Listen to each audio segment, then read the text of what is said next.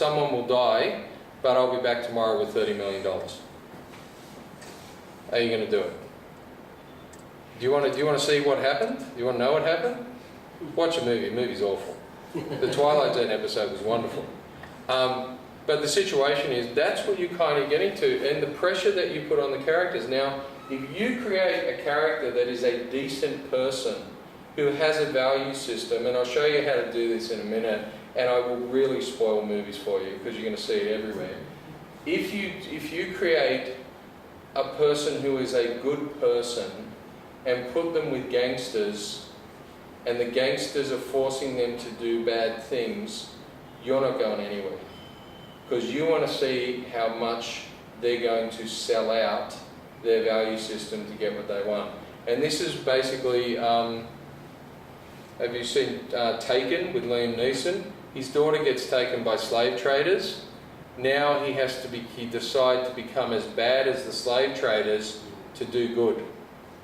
And you sit there watching, and he's also really good, he's ex-CIA or whatever it is. He's good at what he does, but he has to make, how far do you go to save the one you love? And does that mean killing the gangsters' families to get your daughter back? Who here would have a problem with that? Nobody. Okay, there you go. Move on. But you see, and so when he's shooting up, you're going, yeah, do it. You know, put him in the head, you know. Instead of like, hey, well, I'm a pacifist here. Like, no, you shoot at it.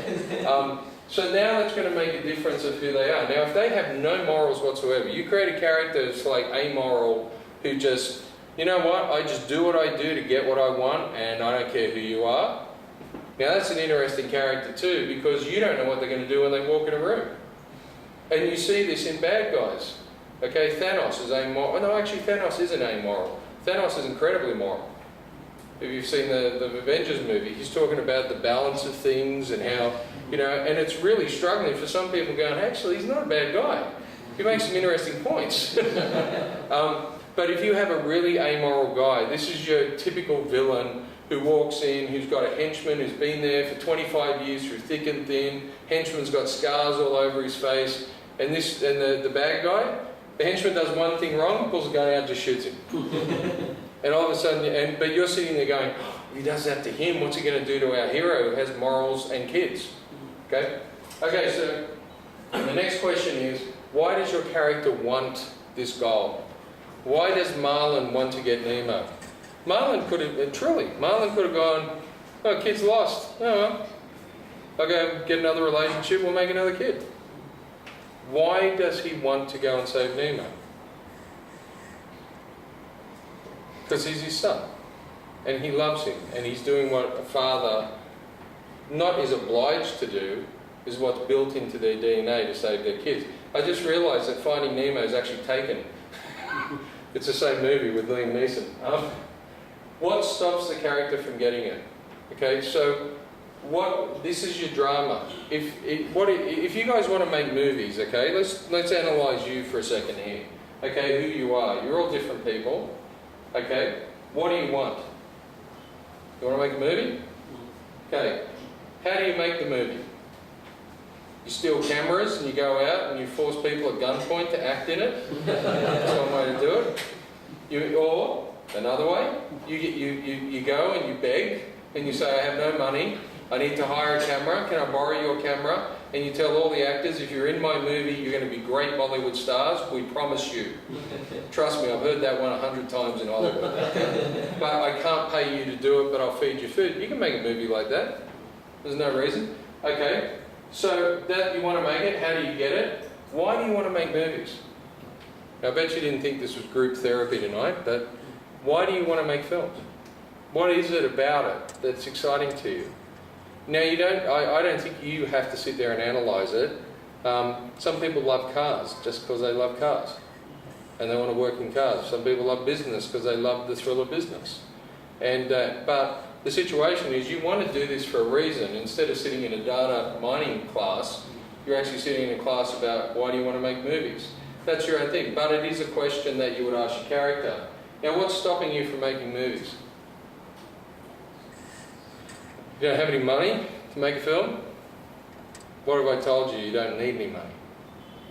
What if I told you right now in your pocket you've actually got a camera? I mean, there's Hollywood movies made on these now. In fact, it's worse than that. There's Hollywood movies made for $30 million to look like they were made on these. You watch Cloverfield, it is about aliens attacking New York, and the whole film is shot from iPhones. It's not. It's a $30 million film. But you can make a movie on that. There's no reason. You ingest it into your computer and you can start, people are doing this. The problem is, most of the stories are really boring. And it's not that I'm sitting up here and I know how to do it. It's tough, guys. When I sit and look at a blank page, sometimes it works, sometimes it doesn't. Sometimes it's awful. You remember the show The X-Files?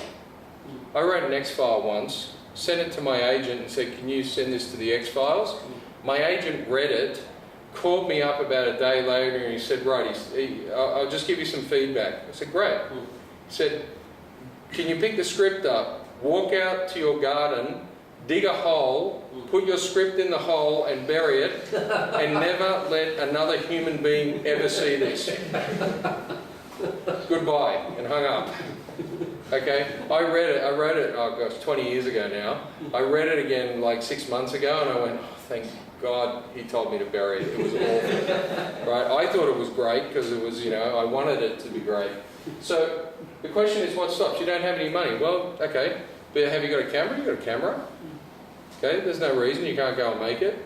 Okay, but it's not going to be at the quality level you've seen in your head. So what do? Don't make this movie.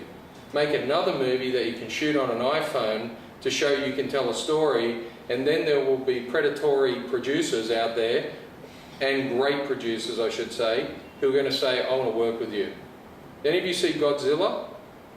The later $250 million film? The film before that, he also went on and directed Rogue One. Do you know what his first movie was? Monsters. Like a $6,000 feature film with a crew of 3 people. It's a great movie. If any of you want to watch it, it's a really interesting film. Chris Nolan, you know who Chris Nolan is? Did Inception, Batman. His first feature film, $6,000 feature film he shot on weekends. And here's what he did. He used actors who were friends of his, and where they worked part-time at bars and cafes, he got those locations for free and shot the film in those locations. And nobody got paid. They all did it to say, okay, we're just going to show what we could do. The actors were going to show that they had some skills, the filmmaker wanted to show he had some skills, and you hope along the way that as friends, if you get some success, you'll kind of help your other buddies. It doesn't always happen that way, but this is the way you can do it. So now what stops your character? Alright, let's go back to the story. What are the consequences if this character doesn't get what they want? In one, if the 5-year-old who steals the car to get his mother, if he doesn't get his mum, what's going to happen? And this is your story, so you're going to make up, mum's going to be killed, right? If the gung-ho ex-army guy doesn't stop the aliens, what's going to happen to Mumbai? It's toast. It's finished. You'll have to build another Navi Mumbai, okay? It's going to be Navi Mumbai because there's nothing left. So there are the consequences. So now, finally, you've designed a character. You said this is what they want. There's a clear goal. How do they get it? They have a way of getting things in the world, and in this film, they may actually have to do things that are uncomfortable. Okay, that's part of growth for humans. Why do they want it? That's their interior motive. What's stopping them is the drama. Okay, what are the consequences if they don't get it? Well, you know what? In this great Mumbai destruction movie of aliens, he's about to stop the aliens, and the aliens go, you know what? We don't really want Mumbai, and they turn around and go. You guys satisfied? You just sat for 2 hours watching a movie, and the aliens were blowing everything up, and then all of a sudden the head alien goes, no. And they take off and disappear. And you're sitting there going, I just paid $20 to sit here and watch this film. Have you had those movies? Sometimes you sit there and you go, oh, obviously you run out of money. And then what happens on DVDs, they give you the extra director's cut. Okay, and then finally, here's an interesting thing when you're designing characters. What makes them unique? The way they dress, the way they walk. I'm unique at the moment. You'll see me walking with a limp. The reason I'm walking with a limp is I broke my leg 3 months ago. I was in a war-torn zone in Mogadishu. I was being shot at from 6 different directions. A bullet went through and tore out my thigh. And it's now repairing. Well, he's laughing at me because he knows that's complete garbage. The reason I'm lying to you is because I fell off a paddleboard. Anyone paddleboard? You go on a paddleboard, it's really peaceful. The chances of killing yourself on a paddleboard are pretty much 0. And I went over and said to the kids, let's go home. I went over into the shallows and went, came off, and my leg went down and I broke my leg. It is a sitcom, my life now, because everyone goes, oh, you okay? How'd you break your leg? And I said, I fell off a paddleboard. Really? Thanks. I had a guy in an Uber the other week who said, how'd you break your leg? And I said, I fell off a paddleboard. And he's kind of, he started laughing. He goes, oh, you're going to give me a bad review, right? Because he laughed at me. So what makes your character unique? Right now I'm unique because I'm walking around my hotel and everyone's going, are you okay, Mr. Hunter? Can we get to the doctor? I'm all right, all right? Every single day they ask me. It's lovely, but it's because I'm walking with a limp. So that makes me unique for hopefully another 3 weeks. What's interesting about your character that makes you unique? Look around the room here. Look at people. There's no one normal in this room. None of you are normal. I've been traveling the world talking on this stuff for 25 years. I've never met a normal person in my life. Everyone is fascinating, no matter who they are. The most boring person I have ever met is still fascinating because they're so boring. I sat with a guy at a breakfast and he's watching someone play guitar who was on The Voice or Australian Idol or something. He says, well, that's a bad job, man. I mean, if you get a job like that, that's so insecure. You don't know where you get your next paycheck. And I said, really, what do you do? Oh, I've been a lawyer. I've been in the same office for 36 years. Really? Yeah. So, and there's one of those conversations where you have lots of so's, like you're dragging it out going, so, what do you do on weekends? Oh, not much. So, what do you do for fun? A few things. Right? That's that. You're so unique, I almost fell asleep. So, but you look at the characters you create, again, still, look at people around. You know, I was sitting one night near the beach and I saw this guy walk past and he had a patch and it had a American Confederate flag on there. I can't write that. I can't come up with that. I see people are so strange and so bizarre sometimes. Figure out what makes them unique. Alright? So if you take, who are they? Let's say Marlin from Finding Nemo. Okay? Who is he? He's a dad who loves his kid, who suffered his wife's death, and he's trying to protect his child. Okay? What's unique about Nemo, by the way? Physically? His fin. You know he's got a tiny little, one of his fins is smaller than the other? Why is that? Because when his mother was attacked, the eggs were damaged. That means that every time Marlon looks at his fin, what does Marlon think about? Do you see the depth of these movies? This is why you're bawling your eyes out at animated films, because the people at Pixar, they spend more time, for you especially on animation, they spend more time on story than they do on animation. They do beautiful, amazing animation, but they've realized if the story doesn't move you, the animation won't wow you. And in that corporation, by the way, everybody can have an opinion on the film they're making, from the janitor to the CEO, because Pixar have figured out something. Everybody is a viewer. So if you're worried about writing something, it's like, well, you're not really my target market, I'm just not going to show you my film because I'm a genius and you're really an idiot, you know that, okay? The problem with that, with what I found with ego completely, is that ego just masks fear. And so if you make a film and you watch it and you hope people laugh and they don't laugh, there's 2 reactions you can have. I'm really bad at what I do and I should never go and do this again. Or you can sit there and you can say, Wonder why they didn't laugh then. And you can think about it and continue. And the one thing I found in this race of making movies, it's the people who understand every single film is a learning experience. And sometimes you make a horror film and it's not scary. Sometimes you make a film that you hope people are just going to sit there and go, oh, that was the most enlightening, amazing, soul-lifting experience. And they all go, all right, what's for dinner? And the thing is, you have to, as a filmmaker, start figuring out, well, what am I doing, not doing, how is it working?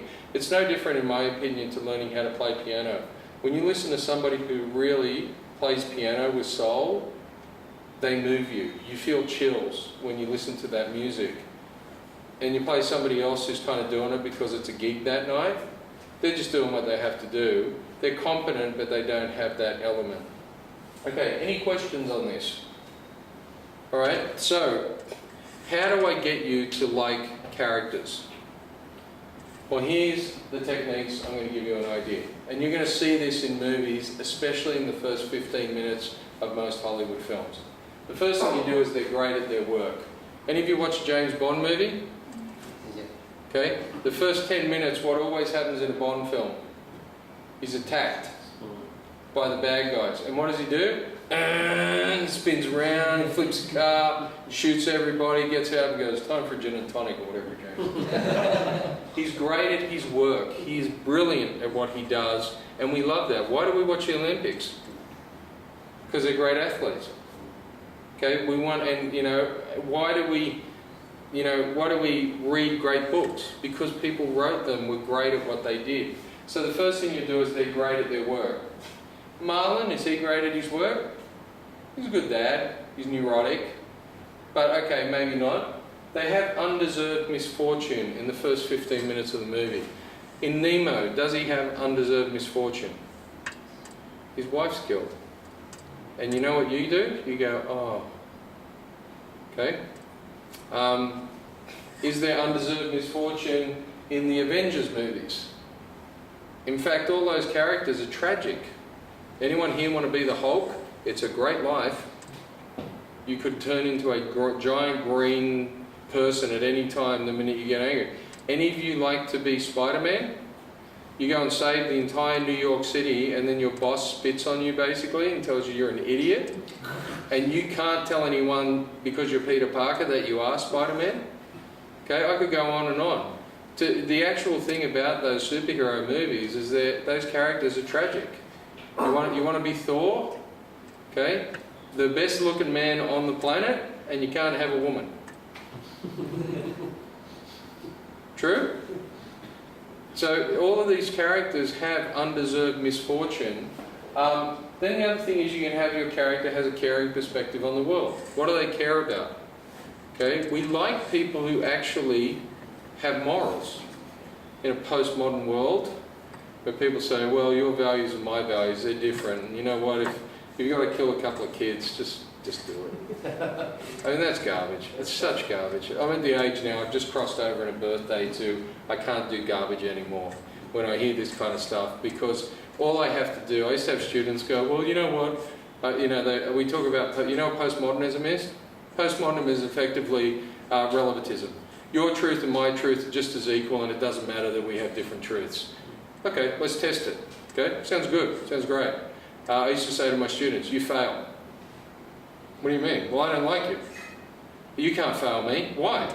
That's my truth. How is that different? They go, that's unfair. Really? Why is there fairness? There's no moral universe. You can do whatever you want. And they go, oh, you're just playing with us. They go, come up here, I want to punch you. Really? You're violent. Why? What's wrong with being violent? There's no moral relativism. I mean, I can have my truth. Hitting people is okay in my world. Come on up. Right? And anyway, we played this stupid game for a while to make them realise that no, humans actually have a standard. Now, when you are the kind of person that really wants to harm people and kill them, we call them sociopaths and serial killers. Do you see what I'm talking about? Now, there's a litany of literature on those kind of behaviours, but they're pathological behaviours. That's why they're interesting to some people, is because they are from the norm. But if a character has a caring perspective on the world, They actually usually are willing to stand up for some ideals because they have a value system. So let's go back to James Bond. Is he good at his job? He's the best. They don't go, let's call 005, we'll call 007 because he's great. Does he have undeserved misfortune? Well, I call Spectre and 20 of them shooting at you in a car probably undeserved misfortune, okay? And do you notice, please, don't ever think you want to get married, ladies, to James Bond because you're going to die. Every James Bond movie where he gets married, his woman ends up dead. Except I think she's still alive after Casino Royale. Does he have a caring? Does Bond have a caring perspective on the world? Yes. I want to keep it free. Okay, and you know, is he willing to stand up for ideals? Is he willing to risk his life to keep the world a free place from Spectre? Yes. From people who want to enslave us? Yes. Does he long to be loved? 100%. He's an alcoholic. He drinks like mad. Why does he drink? Well, they've actually, in the last couple of movies, if you go back and watch them, they've tried to give you insight into Bond. Okay? It's because he had some, I don't know, Skyfall. I couldn't stand it, but most people loved it. They went back to the home. He was an orphan, and his house and all that stuff. Is he longing to be loved? Yeah, of course he's a misogynistic, sleeps with women and does bad things and shoots people and a license to kill. But you know what? He still wants to get married. Does Bond want to achieve the impossible dream? Well, I'd say keeping the entire planet Earth free from Spectre is probably that, okay? And the sense of humour. Does Bond have a sense of humour? He pushes some guy off a cliff and then walks in to play poker and they go, where have you been? Oh, where was John? He goes, I just let him go. Okay, I'll take a vodka martini. You see, all of this happens. It doesn't happen exactly one after the other, but you'll see this all the time in films. Why? Because it builds a natural sympathy level with characters when you watch them, okay? Let's do Tony Stark. We all know Tony Stark, right? Great at his work. Tick. Undeserved misfortune. His father hates him.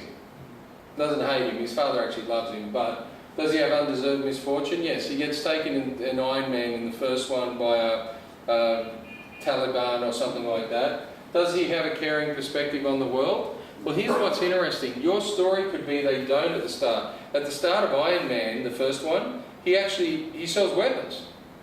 Hey, making money, having a good time. And then what happens? The whole story is built on he doesn't want to build weapons anymore.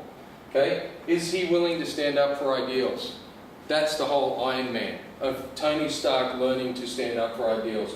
Is he longing to be loved? Why doesn't he just marry Pepper Potts straight away? Because he's an alcoholic. You're starting to get this, guys? If you're drinking a lot, it's because you want to be loved.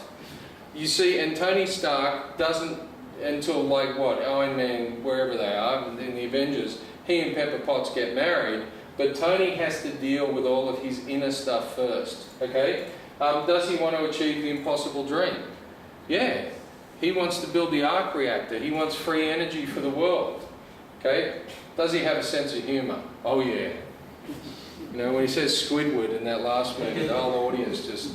So you see how that works. I mean, we could pick story after story after story. And you can pick bad characters, okay? Let's think of a bad character. A character who's trying to control people. Are they great at their work? Well, if they're not, there's no jeopardy. If you've got if Thanos is really like, yeah, he's alright. He could probably pull it off. But he's really great at what he does. Is there undeserved misfortune in that character? Yeah. Well, you'll probably find in the reason that they've gone to, it's mythologically what we call the shadow side, is because they actually, look at Magneto, great example. Magneto really wanted to help the world, but he got so sick of being called a mutant that he said, right, I'm going to wipe all of you guys out that aren't mutants. Does that make sense? And is he great at his work? Yeah. Does he have a caring perspective on the world? From his side he does. Because humans in X-Men, humans are scum. From his perspective, look at what they're doing. And he's looking at all the mutants going, you're fighting for the humans? What are you, idiots? They hate us. Okay? Is he willing to stand up for ideals? Absolutely. He's not killing the mutants. He only wants to get rid of the humans. Okay? And this is where Dr. X and him keep bashing. You know, Dr. X is saying to him, hey, they're okay, they're all right. And he's going, you're an idiot. Okay? Is Magneto longing to be loved? He did have a relationship when he was younger, I think. To achieve the impossible dream? Yeah, he does. No humans. And then finally, does he have a sense of humour? Yeah. And so these are the things that you'll see, and I'm sorry to ruin it for you, but you will see this over and over again in characters because it's actually how we respond. Are you great at something? No, I'm not. Everybody's good at something, right? Have you had undeserved misfortune in life? No? You broke my leg. What's that? You broke your leg. Yeah. See, am I great at my job? That's debatable. Do I have undeserved? Yes.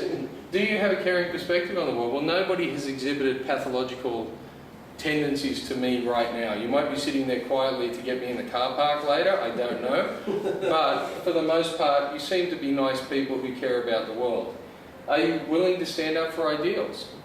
Well, I think actually the fact that you want to make movies makes you romantic. And I'm not talking about in a romance, I'm talking about, you probably, if I sat down with most of you, you'd like the world to be a better place. And you think by making films, you might be able to shed light on how humans actually operate and what the good and the bad is. This is really what we're doing. We used to sit around fires for years telling stories, and the elders were the ones who told us the stories.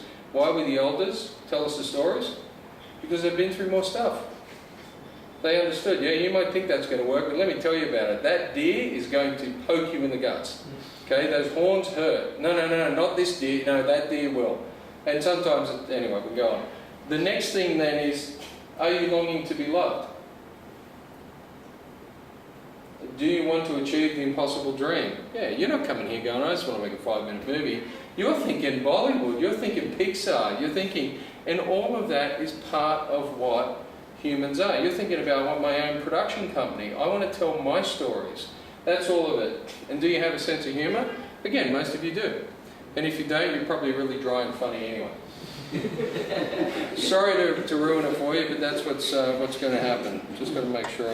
What time is it? I always lose time to track that. 7:15. Okay. Any questions? I'm moving through this pretty quick. All right, you really want me to destroy movies for you? But also, hopefully I'm inspiring you to understand that this is a really fun process. If you love people, not only does this teach you an enormous amount about storytelling, you learn so much about people, and here's the scariest thing, what you're going to find out about yourself will knock your socks off. You know, no matter how many times I go, I'm going to the gym, I just don't seem to get there. And the fact of the matter is that that's not something you can't change in yourself, but that you start to understand what your priorities in life are. And some people, have you ever heard the analogy pushing beach balls under the water?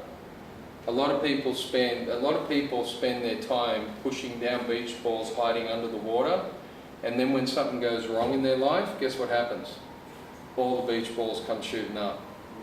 And part of what doing this does is make you go, you know what, I've been trying to hide that for years, I'm just not going to hide it anymore. That's who I am. And I'm comfortable with that. In a postmodern world, they tell you it doesn't matter, you're a blank slate and I can make you anything you want to be. That, to me, is the biggest lie of anything. My kids were born, they came from the same place, and I couldn't have two more different people in the world. So part of what you're going to find is you're going to start to know yourself and what you're actually interested in. In fact, the first way to know that is, what's a story you want to tell? Who wants to tell a romantic story? Okay? Who wants to tell an action thriller? Who wants to write a horror film? All those kind of elements. I know people, oh, I don't watch horror films, they're awful. Or, gosh, I can't stand action movies. Some people would rather literally hit themselves with a ballpoint hammer than go and watch the Avengers. And I'm like, really? But the fact is everyone's different and they have different priorities and things they care about. So, I'll do a little bit on this. The wonderful thing about India, it's rich in mythology. It's rich in mythology. You drive down the street, you see mythology everywhere. You know, your temples, your stories. It's such a culture that's so old.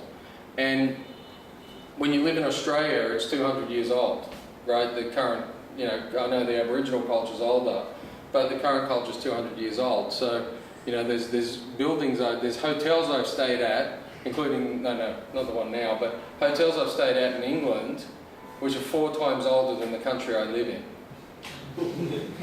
So, I'm not putting that down, I'm just saying there's different stories now, okay? And so, what this is to give you an idea of kind of a start, when you're designing characters, we've gone through what's really the surface level and a bit of depth, but you're going to find what we call an archetype in stories. And what an archetype is simply this, it's really simple. It was termed by a psychologist, Carl Jung. An archetype is effectively a state of mind, okay, or a period where in life. So let's do the first one, an orphan character. An orphan archetype means they don't have any parents. Boy, am I going to spoil this for you now. An orphan character is when you know, I mean, every, and I'm sure India still retains this, but there used to be a time where when you were a young boy and you became a man, there was a celebration. Okay, in the Jewish culture, it's called a bar mitzvah. And so in Australian culture, it's called 21st birthday, here's a beer, chug it. Okay, but you have a period in your life where you realise you're not a child anymore and you become a man. Okay? But here's the problem. When you're around that age, and it's usually 11 maybe through to 15, mum and dad can't help. You're dealing with a bully at school, mum and dad can help, but really this is you having to establish yourself to move to the next stage.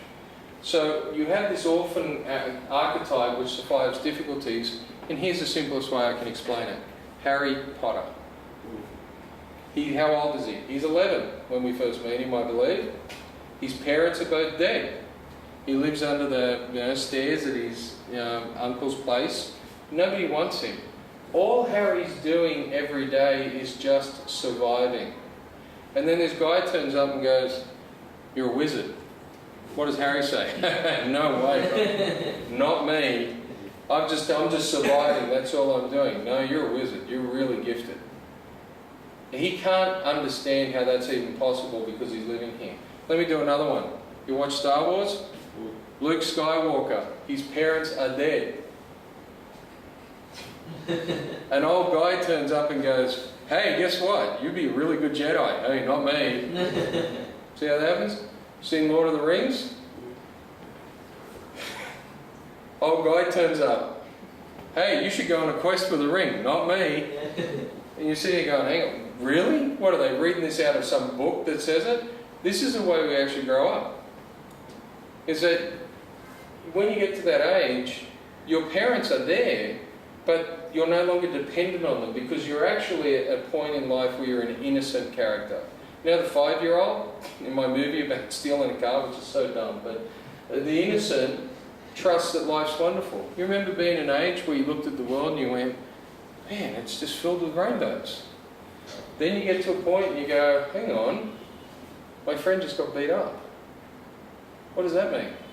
Do you see what's happening? And what's happening is you're starting to realise that, it's a bit like, some people go to a location on holidays and somehow they slip from an orphan into an innocent and go, "Well, I'm just going to go into a place and I'm going to trust everyone."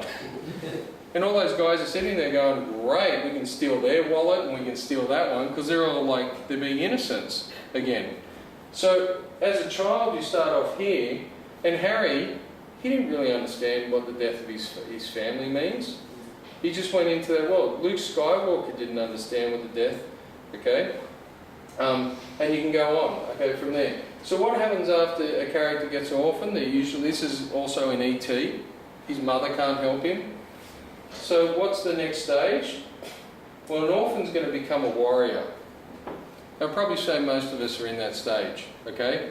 I'm kind of moving out of it, but most of us I'm not really, but when when you retire, you kind of move out of that stuff. I'm not retiring yet. But a warrior they're going to go out and prove their worth in the world. Does Harry Potter become a warrior? His first battle is Quidditch. Okay? Does Luke Skywalker go out and become a warrior? Yeah, he becomes a Jedi. Okay? Oh, by the way, James Bond was an orphan. And then he becomes a warrior. Okay? And the really cool thing is this. There's a light side and a dark side. If you want to be a warrior, you can be a warrior to help the world be freer and all of that value system we just talked about half an hour ago. You can go out and do that, or you can become Magneto. And you will sell yourself either way. I'm just going to go out, I'm going to prove my worth, and I'm going to make sure I wipe out Mumbai. That's our alien guy. Got it? I'm going to prove I'm an orphan, my mother's been taken, I'm going to steal a car, I'm going to prove my worth by getting it back. Okay? Right now, I'm not making the kid 5. They have to reach the wheels, the pedals. So I'm probably going to make that kid 12. Okay? So now you have that. Within that, you will have wanderers, characters who find themselves. They go out into the wasteland. This is the Incredible Hulk. I don't want to go too much into it because really this is about a day to go through, but I want you to give you an idea, if you're interested in mythology. What's interesting is if I jump back and say, whoops, I don't know what that means. If I go back to this slide and say, who are they? What's the other slide? Who are they? You might say, I'm writing a story about a 12-year-old, and you start to understand mythologically that that's kind of an age where we break away from our parents. Not because we don't love them, it's because it's necessary. Imagine if you were dependent on your parents your whole life. What would happen to you? If you didn't get a job and your parents looked after you, become an executive producer. No, with a trust fund. But if your parents had to look after you your whole life, not because of some undeserved misfortune, but purely because you didn't want to grow out of being an orphan, we kind of see that as weird. I think it's when what women say, I don't want to date anyone that's living in their mother's basement. Does that make sense? This orphan stage is really important because they have to break away, because if they don't, they can't actually progress on themselves in their own journey. And so you'll see this over and over again. And in the end, what does Luke Skywalker end up doing when he finds out who his dad is? He finds the good in his father, and we learn that his father, because of an undeserved misfortune, became Darth Vader. Does that make sense? And it was his son who actually rescued him, and even when he was dying, it was a redemptive story. Okay? Magician, Gandalf, Obi-Wan Kenobi, Dumbledore. You see the same character?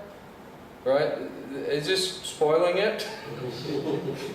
I mean, you can write this stuff and just do it because you think it's going to work, but these characters keep cropping up over and over again. An interesting one for the innocent, if you guys have ever watched Forrest Gump, he's a guy looking at the world through kids' eyes. You know, I bought some stock in Apple, right? Bubblegum shrimp, our shrimp boat was the only one that survived. And you all know the movie Forrest Gump? You know the feather? The feather is a metaphor for the whole film. The feather is simply this. It asks you a question. Forrest Gump asks you, do you create your destiny or is it fate? Who thinks you create your own destiny? Who thinks that it's fate? You can't. You're like a feather on the wind. Because that feather, by the way, floats around at the start and it lands on Forrest Gump's shoe. Was that feather destined to land on his shoe? Or was it just random? That's the whole question of the movie. You know what the answer is? Forrest actually says it. It's the same thing happening at the same time. In creating your own destiny, you put yourself in the winds of fate. Which I take to mean, you might be a great filmmaker, but if you don't write the screenplay, no one's going to know. If you are going to do this for a living, and you sit there and wait until you have the confidence to do it,